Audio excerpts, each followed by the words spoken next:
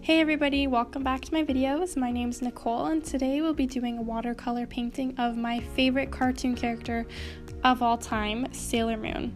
So I went ahead and sketched it out already, and I'm just starting with a combination of different pinks and purples for the background. For this specific color, I mixed vintage mauve and permanent rose from the Winsor & Newton collection, and a little bit of black just to wash it out. So I'm just going ahead and I'm kind of going all over the back with that. I'm doing a little bit of a faded out look. I think it always looks more artistic, I guess, when you kind of fade the background out. And after that, I'm going ahead and starting with her skin tone, and I've mixed these. I mixed a little bit of the leftover background into these colors, and I went ahead and put sienna and some crimson and some green just to tone out the kind of orange undertone. To make her skin tones, and I did mix a little bit of white in as well.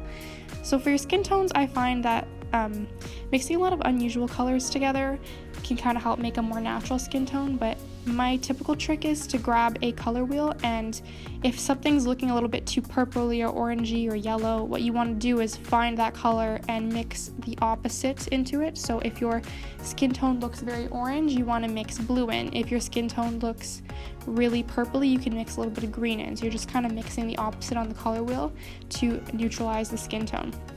And again, we're working in layers as usual to build up these colors, and as I'm going, I do tend to custom mix colors. So for the blush, I'll take a little bit of skin tone and I'll mix in some crimson with it. So as I'm going, I do live mix and do a lot of mixing in the palette to kind of tailor the colors to my needs. So some areas that I want to be more neutral, I'll put some more green, or some areas that I want to be more blushy, I'll put more red. So as you can see, I kind of have a few different skin tones going at once.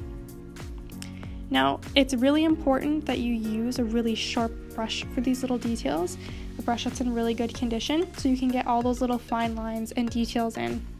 When you use a worn out brush when you're painting, it just kind of creates a lot of frayed lines everywhere, and it's harder to control the brush when it's not in good condition. So you want to make sure you're taking care of your brushes. Don't leave them in the water cup. I know a lot of people do that. That's a really bad habit to have for brush care. And when you're done, make sure you're cleaning them with a proper brush cleaner and you're storing them so that they're lying flat, so you're not causing any damage on the brush. This is especially hard when you're at school and you're carrying them back and forth and they can kind of get damaged, but just try your best. Take good care of the materials. So I'm just going in with the eyes here. I have a really bright indigo that I'm going for her eyes because Sailor Moon has those beautiful bright cartoon eyes, and though this is semi-realistic, I wanted to still give her characteristics. So big bright blue eyes, and again, you have to wait for layers to dry. So as I'm waiting for certain elements to dry, I'm working on other parts of the painting.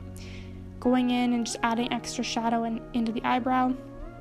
For her hair, I took leftover skin tone and I mixed yellow in. I believe I used yellow ochre for this. And I mixed a little bit of purple to tone it out, so it's kind of like an ashy blonde color. I know she's got very, very yellow hair, but I didn't want it to contrast so much with the background since our background's purple, so I decided to make it more of an ashy blonde, so I did not want it to contrast the background quite as much. She ended up being a little bit of a strawberry blonde, but I think the overall effect was really cute. I really like photographs that don't have too many contrasting colors. I like when they're all kind of blending together nicely. I think it's soothing on the eye. But it's all up to you. So if you like a high contrast painting, then a purple background and yellow hair would be really vibrant. So again, I'm letting it layer, and I put the first layer as kind of like just a wash, and then I go over top of it and I make all the little hair strands and add extra shadow in, and it's just a process. You can put as much detail in or as little as you'd like. I like putting a lot of detail, but you want to make sure you're not overdoing it. So you want to make sure that you're not going crazy and you're still leaving highlights and stuff that would be natural in the hair. As you can see, I'm putting the finishing touches on the eye and nose here. So I put her pupil in, and again, I've used these in my other videos, but I'm going to start using watercolor pencils, and what they do is you can add extra shade and precision, but when you put water over top, it activates the color and blends. So I use some of them and leave it just dry, and sometimes I will go over and activate it again and blend it out. So these are a really cool tool if you want to be using something more detailed in your watercolors. I love my watercolor pencils.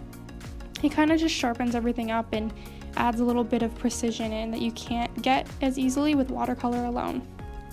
And then finally I go in with my ink pen. These are the final little details. So I did her eyelashes with these, just little tiny details here and there. I did a clip in her hair with them. And this just helps to sharpen everything up, and it's much easier to control. I'm using a number 3, or sorry, 0.3 for this from Stettler. You don't have to get anything too fancy. And there you go. See, that was easy. So if you guys draw at home or you want to try this out, I'd love to see, so you can go ahead and comment down below or show me your artwork, and I think that would be so cool. If you like the videos, I post new content every single week, so you can go ahead and hit the subscribe button, give this video a thumbs up, so let me know that you like it. Again, leave comments making suggestions on what else you'd like to see. If you have your own favorite cartoon character, I'd love to hear about it. Until next time, guys.